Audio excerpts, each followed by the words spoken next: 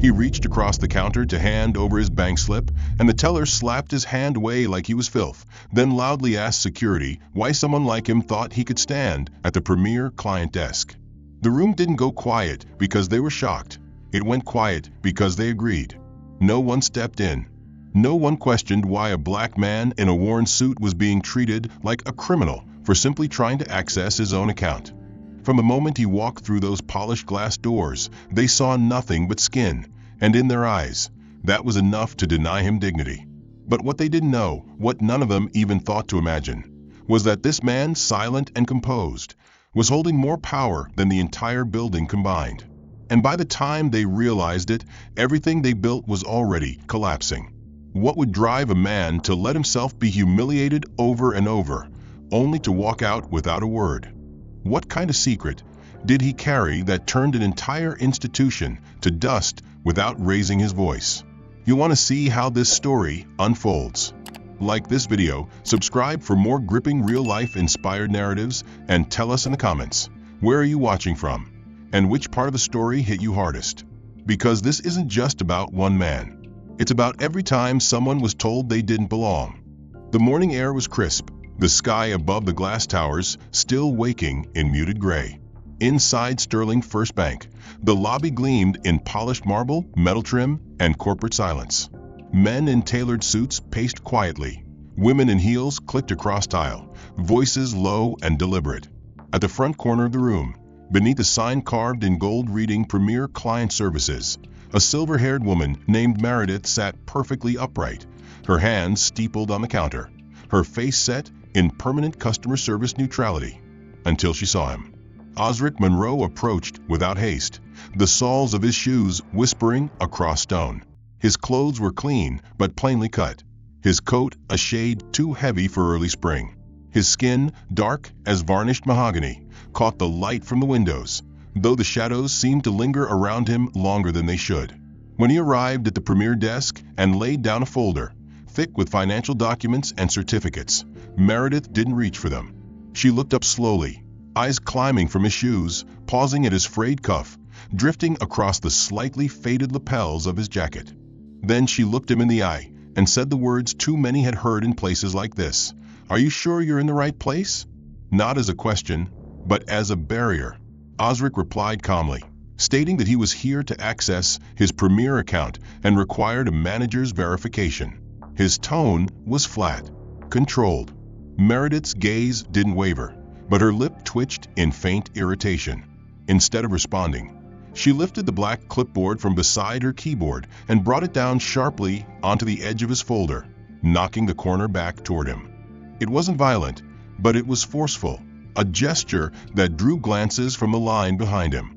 "You can't just place things on this counter," she said, her voice sharp enough to be heard beyond the velvet rope that separated the common clients from this select enclosure. "This area is restricted. We don't accept drop-ins without appointment verification or proof of eligibility." Osric didn't move. He didn't speak. The folder stayed half-splayed across the brushed steel. Meredith leaned closer, lowering her voice but sharpening its edge. "Step away now, please, before this becomes more complicated than it needs to be." At the far corner, a security officer began to walk toward them, his eyes already focused on Osric, like he'd been waiting for this moment all morning. Meredith gave a subtle nod in his direction. Osric looked down at the folder, then up again. A pause. Then he picked it up without a word.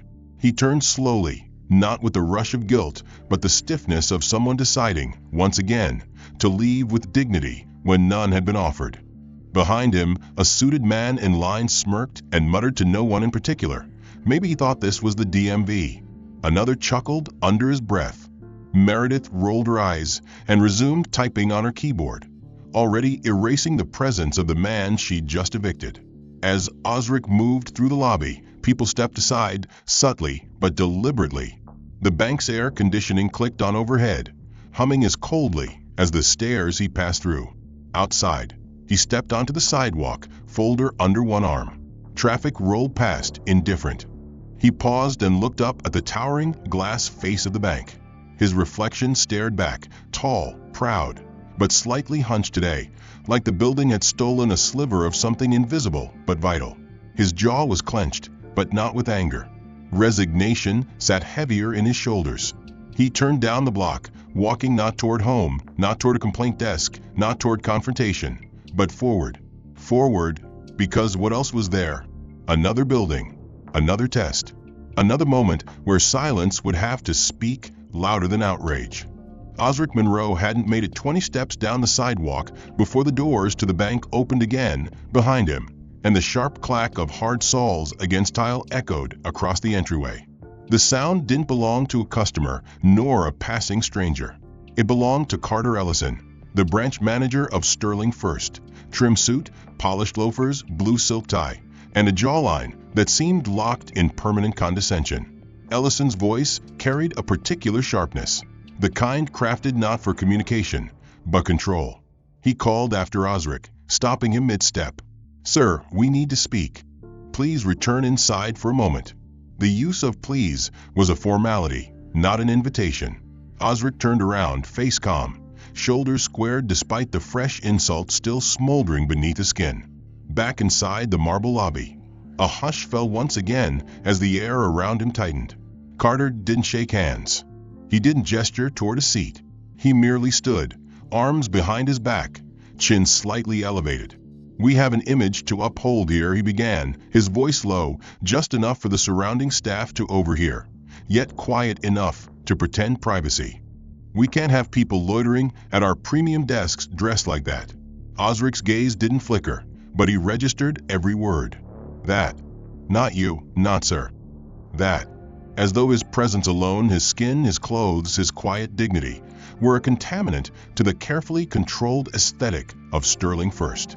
As though finance was fashion, the bank's operations supervisor, a young man named Devin with a weak chin and wandering eyes, approached from behind Carter and leaned in just far enough to be heard.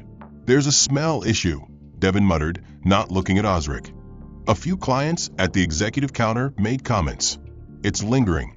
The implication hit, like a brick through stained glass. The accusation wasn't spoken loudly, but it didn't need to be. It was directed through whispers, eye contact, and the tight, pursed smiles of tellers behind glass. Someone somewhere had decided that Osric Monroe, former Navy procurement officer, current high-yield investor, and property owner, smelled unclean. And from there, it had spiraled. Carter straightened his cuffs, delivering his final blow with corporate precision. "This isn't personal, Mr. Monroe. But we do reserve the right to protect the experience of our most exclusive clientele." The irony hung thick in the air. Osric was, by every metric, that very clientele. But he knew better than to argue. Not here. Not yet. He nodded once, turned without fanfare, and began to walk again, past the same security guard who had watched silently as humiliation was served cold minutes earlier. This time, no one called him back. At the concierge desk, Meredith leaned over to Devin and whispered again, her hand covering her mouth in mock discretion. "I already called janitorial. We'll need to re-sanitize that counter." Devin nodded, and a faint chuckle escaped his throat.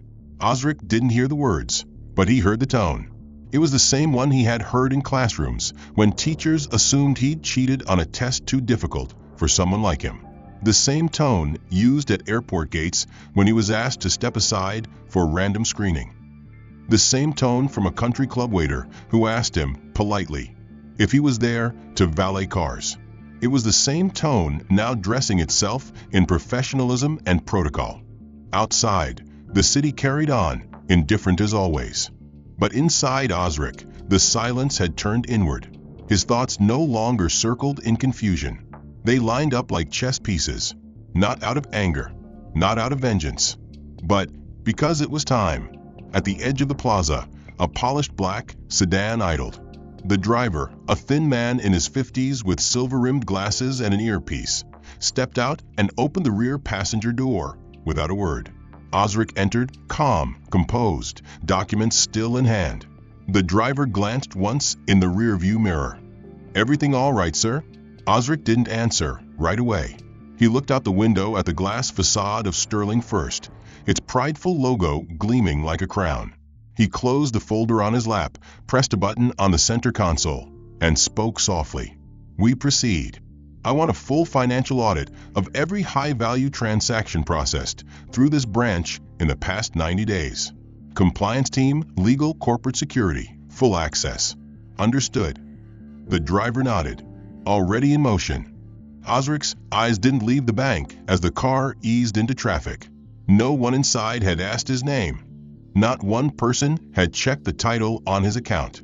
Not a single manager had opened the system to verify whether the man they had just pushed out wasn't, in fact, the largest single investor in the institution's 5-state network. But they would, soon. Osric Monroe's departure hadn't emptied the lobby. It had refilled it with something colder. Not noise, not chaos, but approval. Behind the premier client counter, Meredith resumed her typing with the self-satisfaction of someone who had enforced invisible rules. Across the floor, Carter Ellison returned to his office, adjusting his tie in the reflection of a glass wall, certain that whatever scene had played out was behind him. But it wasn't. It lingered, in the form of smirks, glances, whispers spoken just softly enough to leave plausible deniability. At one of the executive cubicles near the window, a longtime client named Byron Haskins was reviewing documents with his private banker. He was tall, well-fed, ruddy-cheeked, the type of man who wore privilege like a second skin. He noticed the tension near the concierge desk and casually approached, his coffee in hand, his expression lazy but curious. Byron leaned toward Carter's assistant, a young woman named Elise, who was still reapplying lip balm and frowning at her screen. "New homeless outreach program?" he asked, gesturing loosely toward the direction Osric had exited. Elise, caught off guard, laughed too quickly, unsure if she was allowed to. Byron didn't wait for a reply. "Saw the guy in the lobby. Didn't know you folks were doing open door day for community relief." His grin was wide. The humor was cruel, casual, reflexive. Elise said nothing. She just nodded, unsure whether to be polite or complicit. In the far back corner of the lobby, 2 employees from facilities emerged with a cart of disinfectant wipes and surface cleaners. No one had asked them to explain why they were cleaning the premier client desk. But no one questioned it either. One of them, a man named Jared, leaned to his colleague and muttered, "Did you catch a whiff of that guy? Smelled like a city bus." The other laughed behind his mask. "Sterling's gonna need Febreze and a priest after that." It wasn't said with venom. It was worse. It was said with comfort, the type that comes when prejudice feels safe to stretch its legs in public. The front lobby had returned to operational order. Calls were answered. Signatures were taken. Portfolios were discussed. But in the private employee chat room used across internal terminals, a thread had already begun circulating under the subject line: VIP disruption. Attached were vague messages. No names, no direct accusations, but the tone was unmistakable. One message read, "Front desk incident earlier. Premature escalation. Watch for unauthorized client approach patterns." Another chimed in, "Reminder to vet physical presentation before assuming premier tier eligibility." At least 4 employees liked that comment. The building's marble, the brushed nickel handles, the minimalist decor, all of it now absorbed one truth. They had all watched a man being removed for simply existing in a space he had every right to occupy. And none of them had said a word. Osric, now seated inside the private boardroom of the Regional Financial Oversight Bureau, removed his overcoat and placed it neatly on the back of his chair. Across the table, his analyst team connected to the data feed from Sterling's transactional mainframe. Osric reviewed a split screen of client transfers, cash withdrawals, flagged security breaches, and document tampering logs. The pattern had already begun to form. 6 high net worth accounts had been rerouted through internal intermediaries over the past quarter. 3 of them matched flagged anomalies from last year's compliance audit. Osric tapped his pen once against the table, his expression unreadable. He didn't speak to his assistants often, but when he did, they listened. "Quiet prejudice isn't the only thing thriving there," he said softly. "Corruption is too." Meanwhile, back at the bank, Carter received a discreet message from one of his superiors at the district office. It was polite, distant, but firm. Executive compliance will be in the area next week. Ensure full transparency on all Q1 transactions. Internal review pending. Carter read it 3 times, blinking slowly. Then he sent a curt message to his assistant. Who was the man we removed earlier? Elise hesitated. She didn't know his name. No one had checked. No one had asked. Osric had presented no scene, no resistance, no justification. Just quiet papers.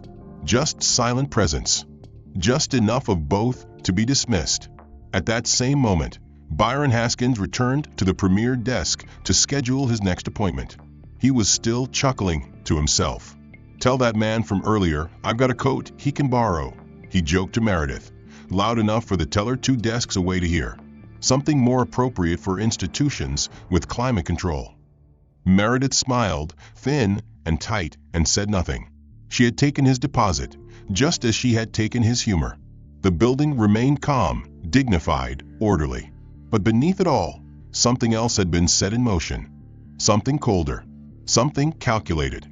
By late afternoon, the wind had picked up around the downtown corridor, funneling between skyscrapers with sharp gusts that cut across collars and stirred the hems of coats. Inside Sterling First, the temperature remained controlled, the lighting ambient, the illusion of perfection carefully maintained. But beneath its calm surface, unease had begun to ripple. Osric Monroe stepped back through the glass doors without hesitation. He moved as he always did, measured, composed, unshaken. This time, he carried a leather portfolio under one arm and a sealed envelope in the other, documents stamped by state regulators and certified through the Federal Financial Authority. Every piece of paper bore his name. Every line item affirmed his identity, his assets, his status. But what waited for him inside was not a welcome. It was a war of denial. At the concierge desk, Meredith's posture stiffened when she saw him again. Her smile froze halfway between hostility and confusion. She glanced quickly toward Carter Ellison's office, but Osric didn't wait. He approached with calm certainty and placed the documents squarely on the glass. Meredith didn't reach for them. She stared at the name printed in gold across the portfolio, and then looked up at him, her brows twitching with an expression just shy of alarm. She pressed a button beneath her desk and summoned Carter. When he appeared, his tone was tight, his eyes darting toward the staff who had begun to watch. "We've already assisted you today, sir," he said, his words clipped, defensive. Osric remained quiet, unfolding the first page of his documents and presenting his identification. State-issued license, federal financial accreditation card, business registration for 3 LLCs, and proof of equity in 2 real estate development firms. It was not for validation. It was for record. Still, Carter barely glanced at them. He picked up the first document and flipped it shut with a sharp flick of his fingers. "There's no record of any such client in our system," he stated flatly, handing the ID back with mechanical disdain. Osric opened the envelope and withdrew a notarized ownership certificate for a holding account registered under the bank's own affiliate platform. It listed his name as principal. Carter didn't read past the first line. He turned to Meredith and spoke low enough to sound professional, but loud enough for others to hear. "Run a quick check. See if there's been any recent security incidents involving forged documentation." Meredith's fingers flew across her keyboard, and after a few seconds, she looked up with a rehearsed expression. "No matches for that name in Premier Records, sir." Her voice was cold, her words exact. Osric's documents sat untouched. Carter crossed his arms. "There's nothing more we can do for you." The insult wasn't loud, but it was public. A junior teller named Mason leaned toward a colleague at the mortgage desk and whispered, "Didn't we have a janitor named Monroe in maintenance like 2 years ago? Might be him. Got the same walk." His partner snorted. That would explain it. Took a wrong turn somewhere between the boiler room and customer service. Meredith didn't laugh, but she didn't correct them either. Carter gestured toward the security guard, who had begun to move again toward the lobby floor. Osric didn't move. He calmly gathered his papers and, for a moment, simply stood.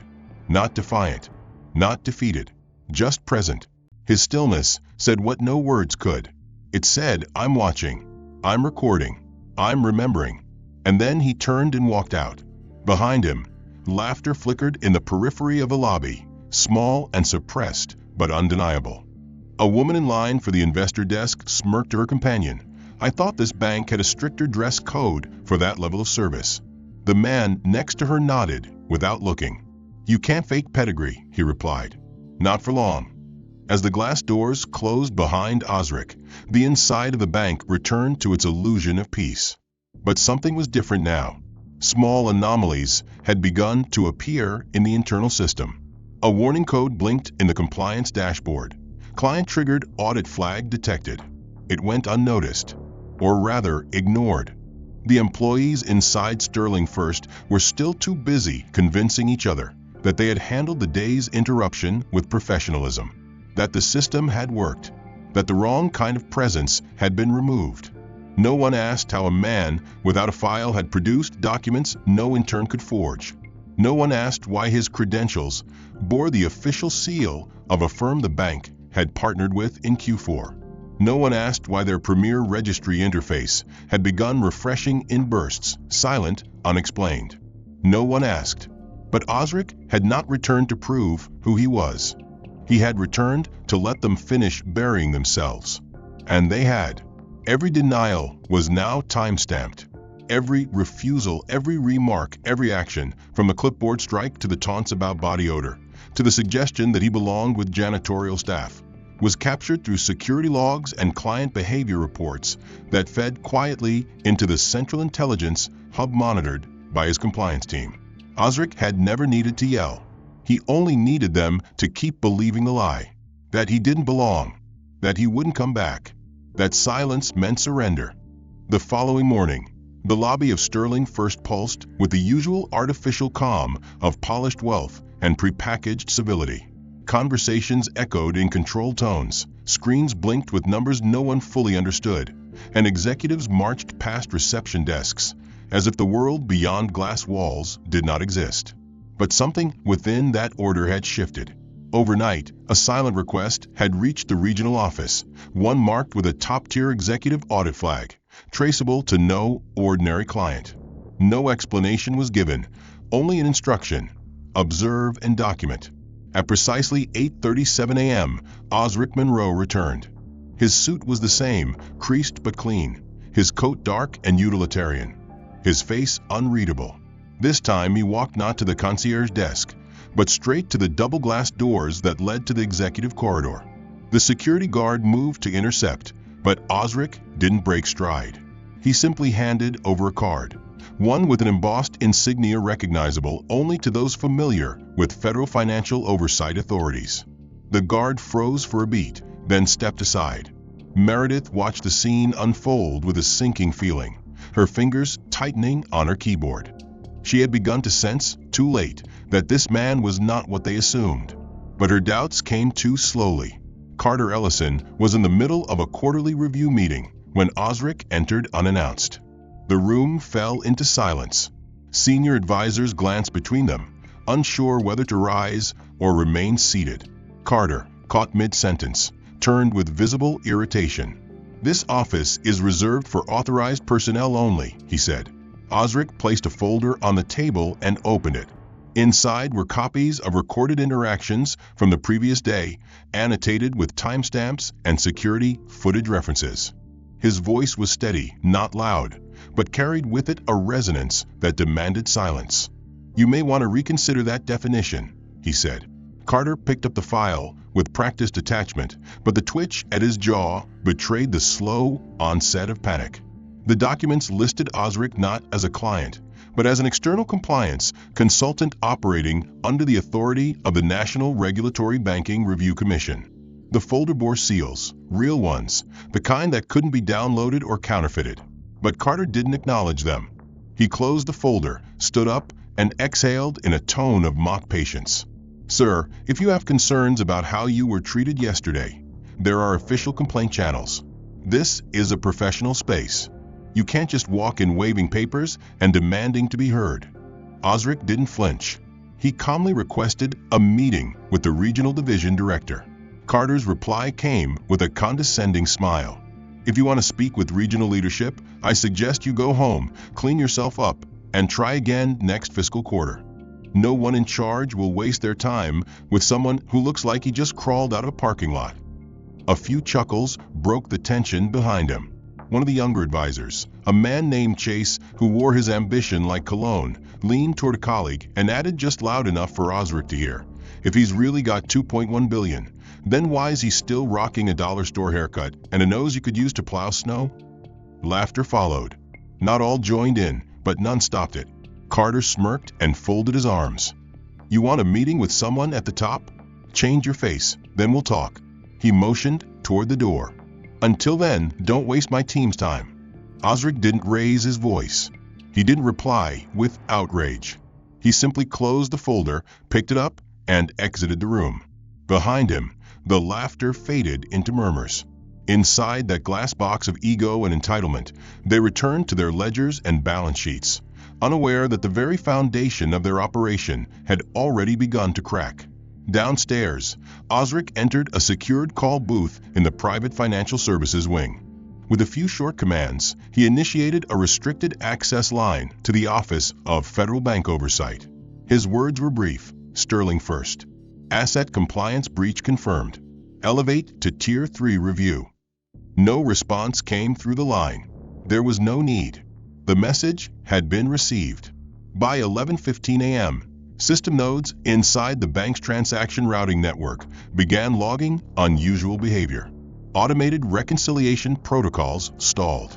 Verification APIs failed to authenticate. Internal flags lit up across terminals without clear origin. Chase, the junior advisor, returned to his desk and found himself locked out of 2 secure databases. He frowned, called IT, and was told the systems were undergoing silent audit mode. No further details were provided. Upstairs, Carter received an email marked urgent from the internal audit department.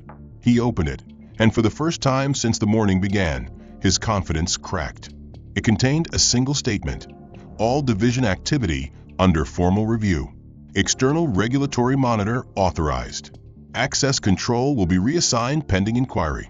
That monitor had a name. One they had mocked. One they had dismissed. Osric Monroe. By noon, the sky above the city turned a dull silver, as if reflecting the mounting pressure inside the walls of Sterling First Bank. The boardroom had gone quiet.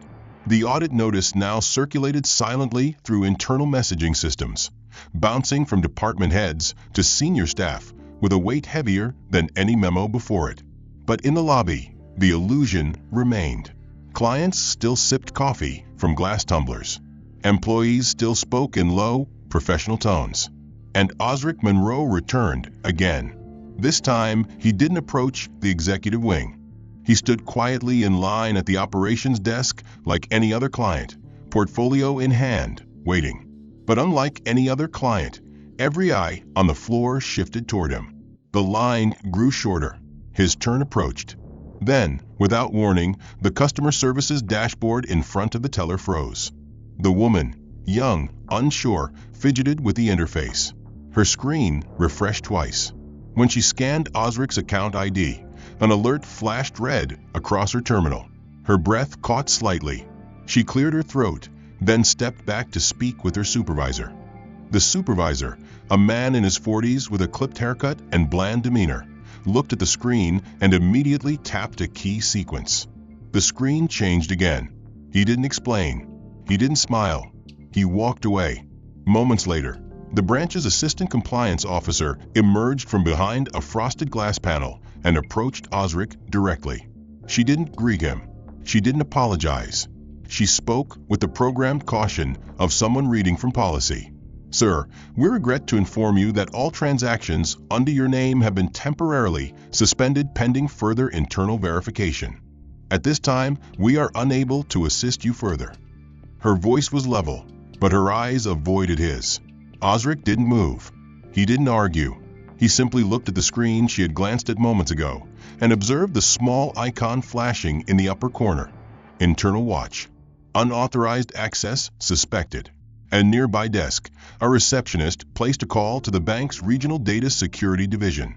Her voice, hushed but firm, carried a quiet accusation. "We have a man attempting to access an executive-level account." Name came up flagged. Possible impersonation attempt. No one questioned the flag. No one verified who had issued it. No one checked why an account with that much authorization had been downgraded silently in the system overnight. Instead, protocols activated automatically. Within minutes, Osric's name was moved into the restricted access list. The bank's internal firewall rerouted his credentials to a sandbox domain. Emails containing his account ID were scrubbed from the customer support inbox. Flags were triggered that froze not only his current access, but his ability to withdraw, transfer, or even view balances in any connected financial instrument associated with Sterling First or its subsidiaries. And still Osric stood. Still, he said nothing. In the glass-walled executive area upstairs, Carter Ellison was watching a security feed on his screen. He leaned back in his chair, arms folded, a slight smirk on his face. He spoke quietly to his assistant over the speakerphone. "He's trying to get back in. Shut it all down. If he wants to act like he runs the place, let's see how he does without a dime." At a nearby cubicle, a junior IT technician received a task marked priority. Block all internal access attempts by Monroe. Osric client ID ends in 3197. Reason: suspected fraud behavior. He didn't question it. He clicked confirm. At that moment, Osric reached into his pocket and retrieved a second ID card.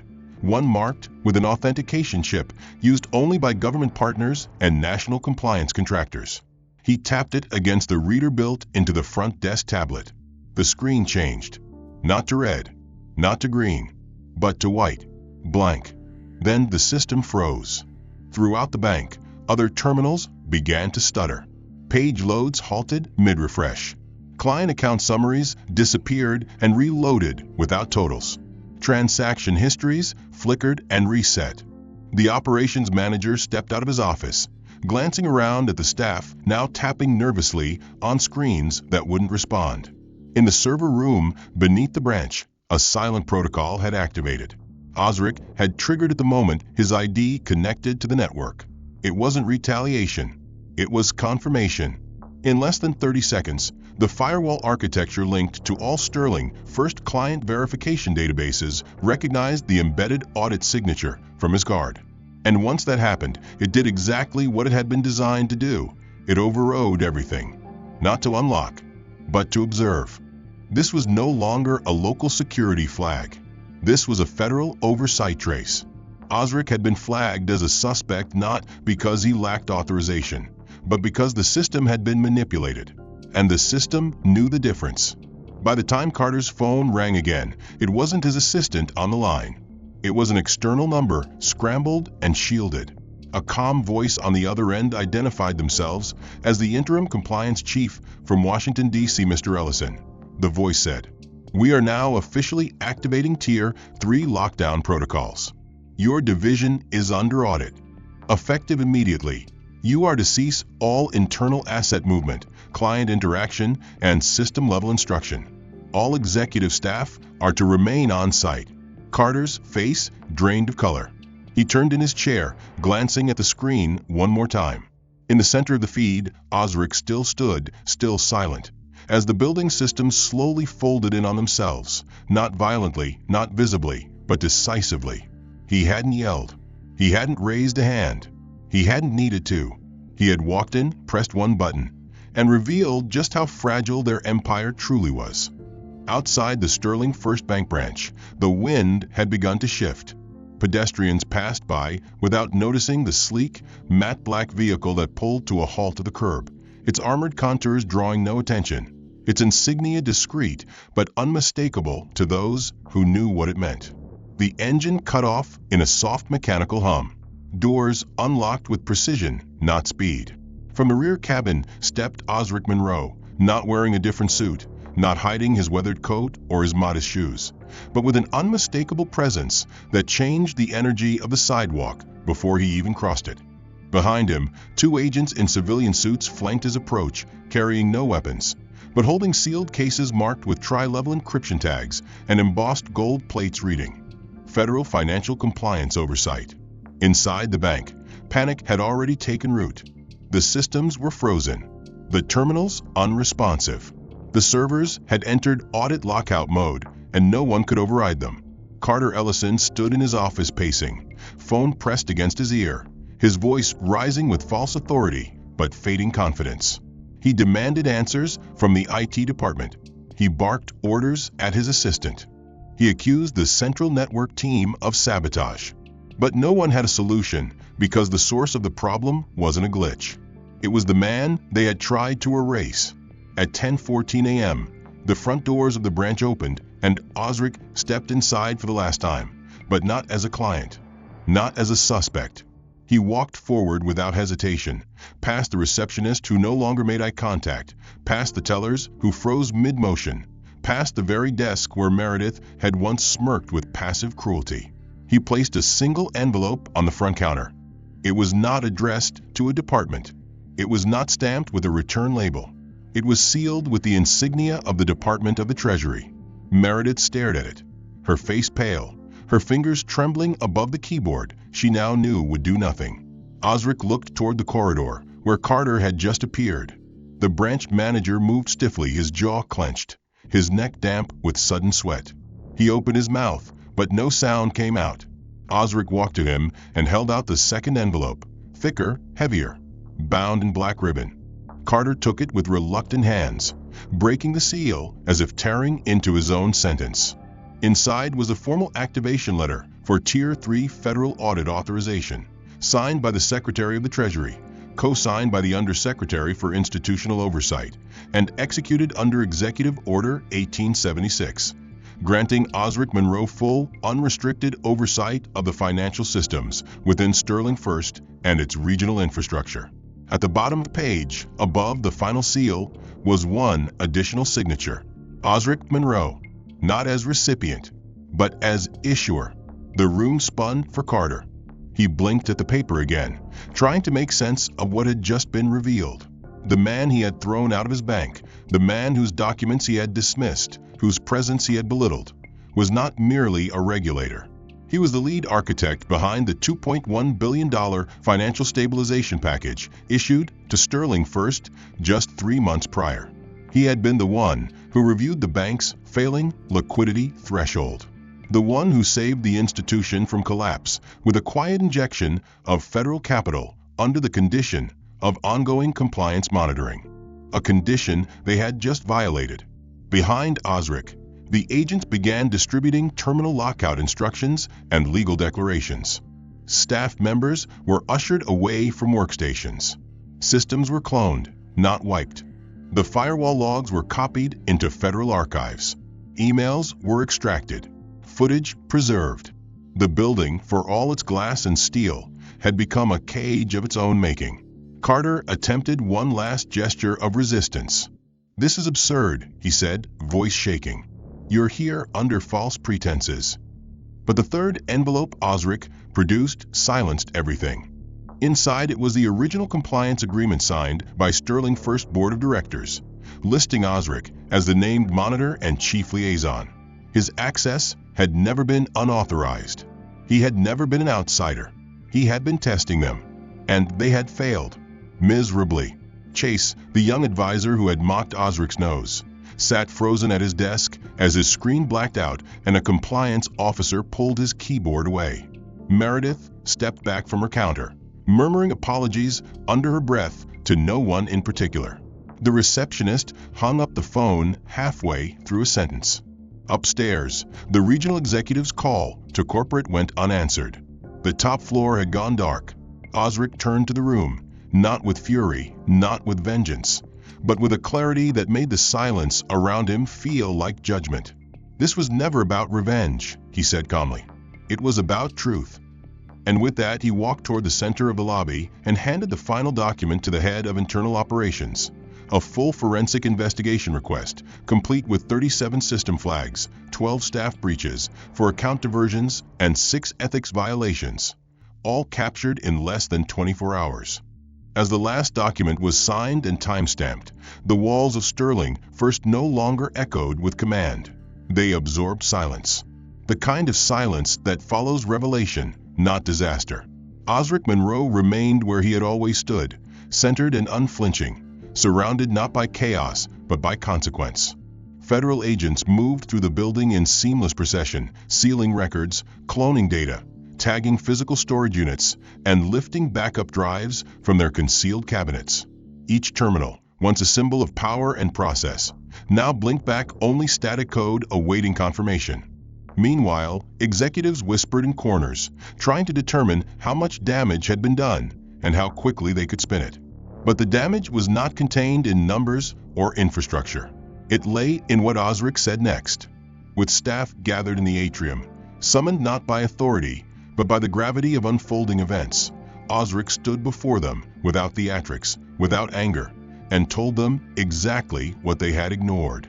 6 weeks ago, he began, voice measured, I submitted a formal risk assessment report through encrypted channels highlighting a security vulnerability inside Sterling's Tier 2 transaction filters. A vulnerability that could allow internal account rerouting if leveraged correctly. That report was marked received by this very branch.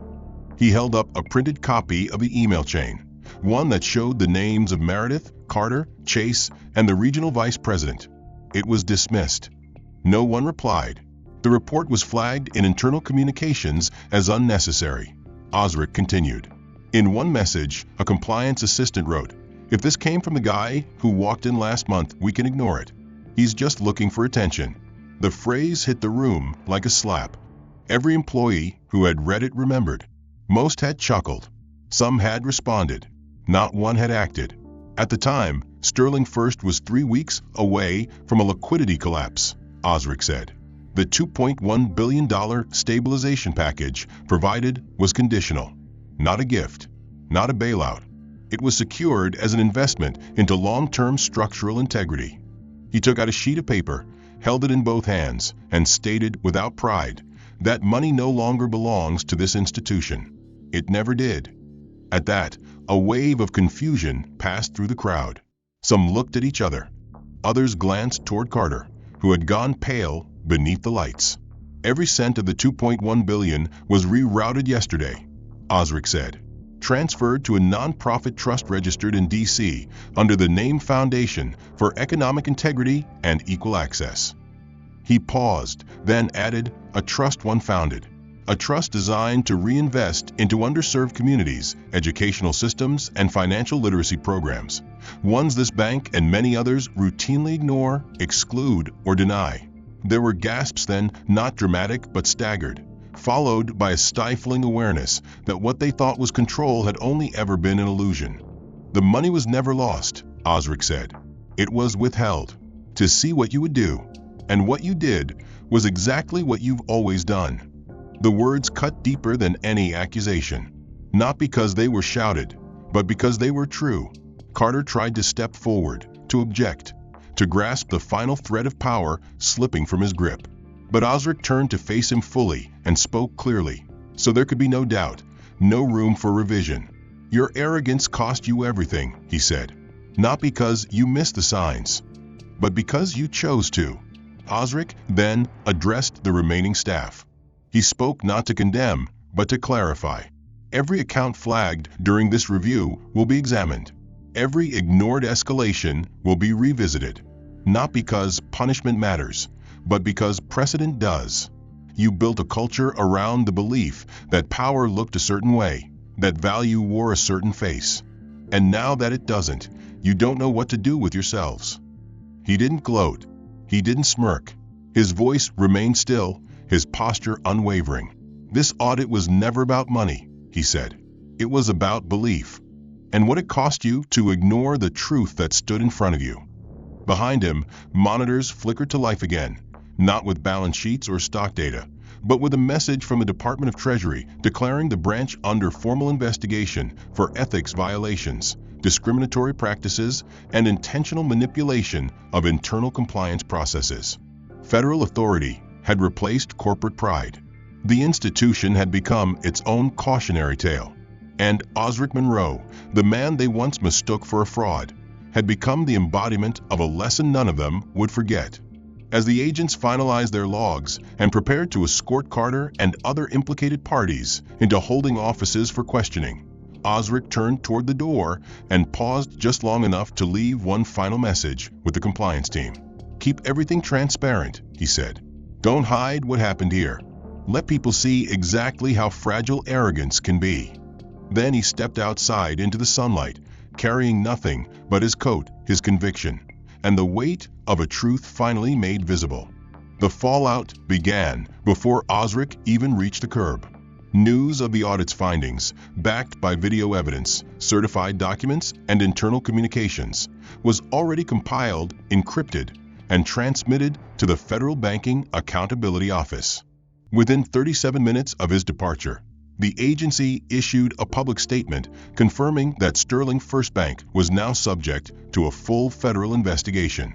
The media picked it up in less than an hour. Headlines ran bold across financial networks. Sterling First implodes under racial discrimination and fraud allegations, whistleblower identified as federal oversight architect. Stocks didn't slide, they plummeted. By the closing bell, Sterling First's valuation had dropped 22%. More than $5 billion in shareholder value vanished in under 6 hours. And that was only the beginning. The Securities and Exchange Commission released a report verifying that mismanagement and systemic prejudice had been directly linked to operational breaches and investor risk exposure. It cited Osric Monroe's name not as a plaintiff or accuser, but as the official auditor whose warnings had been deliberately ignored. Panic spread across the boardroom floor. Carter Ellison was removed from the premises by federal agents under silent escort, no handcuffs, no spectacle, just decisive authority. His access badge was deactivated, his office sealed, his personal account frozen for forensic tracing. Charges were filed under 3 categories: willful obstruction of regulatory compliance, manipulation of client onboarding protocols, and facilitation of discriminatory banking practices. Meredith was next. When agents approached her desk, she tried to speak, but no one listened. Her digital correspondence had been archived. Her refusal to verify Osric's credentials, her statements about odor complaints, and her role in spreading internal bias were documented and time-stamped. She was placed under suspension pending criminal inquiry into discriminatory misconduct under federal banking laws. Chase, the advisor who once joked about Osric's appearance, wasn't even at his desk when they arrived. He had already tried to leave the building.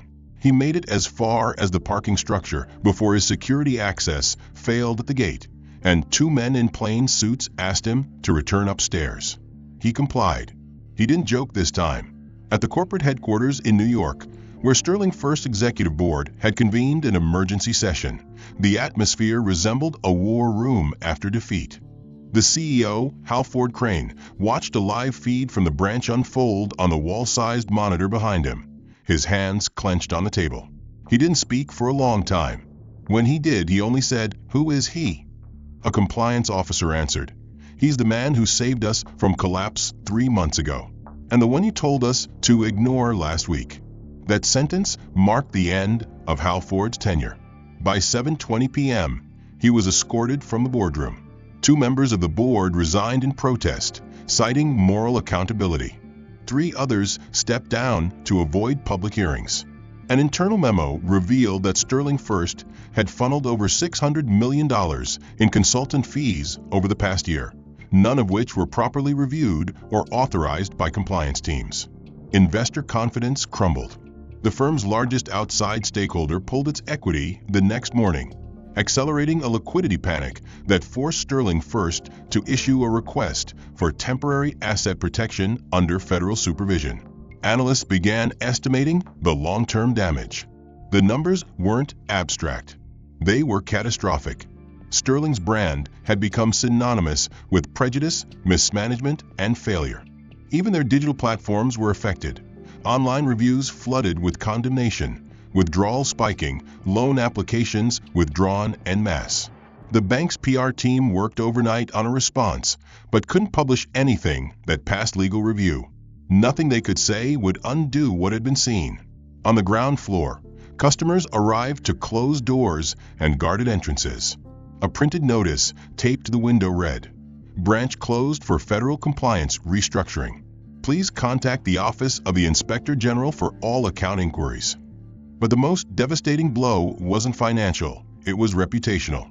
The very foundation of trust had been shattered. Not because the institution had made a mistake, but because it had doubled down on the belief that dignity wore a uniform and truth only came from the mouths of the familiar.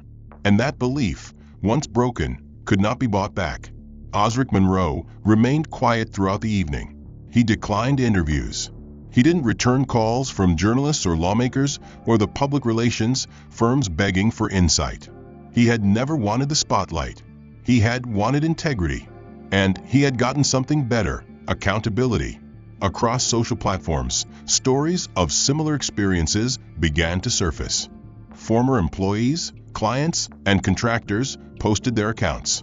A growing thread connected them all. It wasn't just Osric. It was a culture, a system, a quiet war waged daily in suits and emails, and "may I speak to your supervisor" tones. Osric had simply exposed it all at once. And now it was crumbling. The weeks that followed Sterling's first collapse didn't bring redemption. They brought reckoning.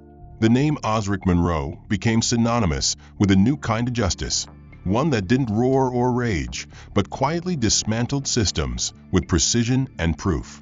Yet Osric never embraced the attention. While financial outlets dissected the magnitude of the collapse and pundits debated corporate ethics, Osric withdrew from the noise and returned to the place that had grounded him long before any title or audit: his community. On the edge of the city, in a converted warehouse with weathered brick walls and steel-framed windows, a small community tech hub buzzed with new life. Inside, children hunched over donated laptops, typing commands into code editors, their faces lit by screens and possibility. Osric moved among them, not as a savior, but as a teacher, patient and quiet, correcting syntax errors, encouraging ideas, reminding each child that mastery came not from where you started, but from how you continued. One afternoon, as he adjusted the projector in the main room, the door opened and Karen, formerly Meredith at Sterling First, though she had since started using her middle name, stepped inside. She didn't wear the heels or tailored skirt of the old lobby. She wore jeans and a button-up, her hair pulled back simply, her hands empty, her face unreadable. She waited at the threshold as the students glanced up and then returned to their work. Osric turned and met her gaze, saying nothing at first. She approached slowly, her voice quiet but unwavering. "I came to say thank you," she said, "and to ask if I could help." Osric said nothing.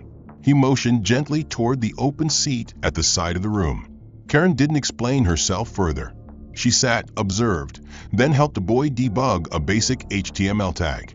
Over the next few weeks, she returned again and again, not out of guilt alone, but out of recognition that she had once failed to see what was always there: the strength in stillness, the depth behind calm, the power within patience.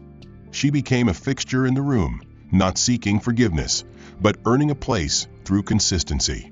Meanwhile, across the state, Carter Ellison, stripped of title, stripped of income, stripped of illusion, faced the full consequences of his decisions. The civil suit ended in a court settlement he would spend the next decade paying off. Criminal proceedings resulted in probation, community service, and a permanent bar from holding executive positions in regulated financial institutions. Yet the most enduring change came not from punishment but perspective. Carter, once the epitome of corporate arrogance, applied for a position teaching business ethics at a public university. He disclosed his history during the interview and offered one condition for his employment: "Let me tell them the truth. Let me tell them how I failed." His class, Ethics in Finance and Social Systems, became the most attended elective on campus. Each semester, students heard not from a man claiming reformation, but from one who no longer flinched when saying, "I used to believe integrity was optional." He often ended lectures with a single sentence: "The worst mistake I ever made wasn't ignoring a regulation, it was ignoring a man." News outlets tried for follow-up interviews, but Osric never replied. His only public comment came through a one-paragraph statement submitted to a nonprofit journal. It read, "Justice is not about humiliation. It is about restoration. I do not want apologies. I want transformation. When systems fail, rebuild." When people fall, return them to their feet. If I was overlooked, I am not the only one. Remember that. Years passed. The nonprofit Osric had expanded to multiple cities, offering free financial literacy, coding programs, legal aid workshops, and mentorship pipelines. It was not branded with his face. He never sat for promotional photos. He only taught, always taught. Those who had once judged him now pointed to his story as evidence that humility could birth resilience, and resilience could remake institutions. In small gestures and quiet spaces, change rippled outward. And the people who had once laughed, once judged, once dismissed him, now found themselves sitting in his classrooms, donating to his programs, listening when he spoke. Not because he demanded it, because he had earned it without asking. The boy they thought didn't belong in first class had rewritten the rules for who belonged anywhere. The end. If this story moved you, don't forget to like and subscribe to stay updated with more powerful narratives like this. Which part of the story struck you the hardest? Was it the moment of humiliation, the silent revenge, or the final redemption? Let us know your thoughts in the comments, and tell us where in the world you're watching from. Your voice matters.